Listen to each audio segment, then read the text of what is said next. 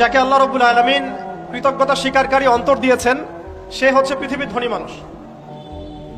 চলতে ফিরতে উঠতে বসতে সবসময় আমরা আল্লাহ পাকের নিয়ামতগুলো স্মরণ করব এবং সবসময় বলতে থাকবো আলহামদুলিল্লাহ, বলতে থাকবো আলহামদুলিল্লাহ। আল্লাহুম্মা লাকাল হামদ হামদান কাসীরান তাইয়িবান মুবারাকান ফি কামা ইয়ানবাগি লিজালালি ওয়াজহিক ওয়া আযীমি সুলতানিক।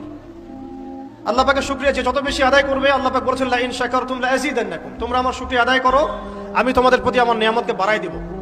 ওয়া লা ইন কাফারতুম ইন্না আযাবি লাশাদীদ, তোমরা যদি আমার অকৃতজ্ঞ হও, জেনে রাখো আমার আযাব বড়ই কঠিন।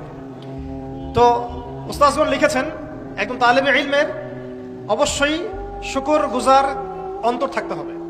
আমাদের উলামায়ে কেরাম করে কথাটা বারবার বলেন যে কলবুন শাকির, শুকর গুজার, কৃতজ্ঞতা স্বীকারকারী একটা অন্তর থাকতে হবে। সবসময় চিন্তা করবো আমাকে আল্লাহ কি দিয়েছেন, এটা চিন্তা করবো না আমাকে আল্লাহ কি দেন নাই। আল্লাহ পাক আমাকে সুস্থ রেখেছেন, নিরাপত্তা দিয়েছেন, আমি খাচ্ছি পান করছি, এই যে নিয়ামত, আল্লাহ পাকের যে অগণিত নিয়ামত, এটাকে স্মরণ করা এবং সে অনুযায়ী শুকরিয়া আদায় করা। আল্লাহ পাক সবাইকে শুকরিয়া আদায় করার তৌফিক দান করেন। এই যে চারটা ওজিফার কথা বলা হচ্ছে, এটা কিন্তু থানভী রহমতুল্লাহি আলাইহি তার যে খলিফা ডক্টর আব্দুল হাই মোহাম্মদ আরেফি রহমতুল্লাহি আলাইহি তাকে দিয়েছিলেন, তিনি তার ছাত্রদেরকে দিয়েছিলেন। এটা আপনার তাসাউফ আত্মশুদ্ধি বইয়ের মধ্যে পাবেন। দ্বিতীয় এখানে যে বিষয়টা বলা হয়েছে সেটা হলো সবর করা। জ্ঞান অর্জন করতে হলেও সবর করতে হবে, আল্লাহকে পেতে হলেও সবর করতে হবে, দাওয়াত ও তাবলীগেও সফর করতে হবে, জিহাদের মাঠেও সবর করতে হবে। আমাদের ব্যক্তি জীবনে সবর থাকে, পারিবারিক জীবনে সবর, ব্যবসায় সবর, চাকরিতে সবর। যেটাই আমার মর্জির খেলাফ হচ্ছে তখনই সবর করতে হয়। আর এটা একটু কঠিন, এই কারণে আল্লাহ রাব্বুল আলামিন সবরের সাথে মাইয়াতের ঘোষণা দিয়েছেন। যে ব্যক্তি সবর করবে আল্লাহ তার সাথে থাকবেন ইনশাআল্লাহ। এই জন্য আল্লাহ পাক বলেছেন ইন্নাল্লাহা মাআস সাবিরিন, সবরকারীদের সাথে আল্লাহ পাক আছেন। এটা কঠিন, এই কারণে যখন মর্জির খেলাফ কোনো কিছু হবে তখন আমাদের আলেমগণ বলেন সবসময় পড়তে থাকা যে ইন্না লিল্লাহি ওয়া ইন্না ইলাইহি রাজিউন। এটা মাইয়াতের সাথে খাস দোয়া নয়, এটা শুধু মৃত্যুর সাথে খাস কোনো দোয়া নয়।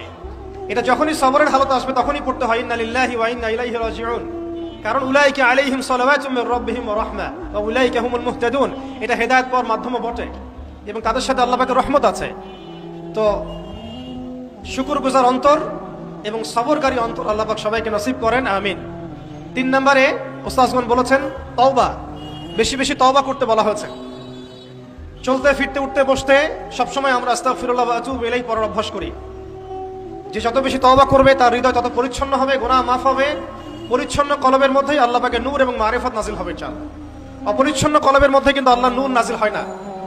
তাই উলামায়ে কেরাম বারবার অন্তত দিনে 100 বার আস্তাগফিরুল্লাহ ওয়া আতুবু ইলাইহি পড়তে বলেন। আল্লাহ পাক আমাদের সবাইকে পড়ার তৌফিক দান করেন।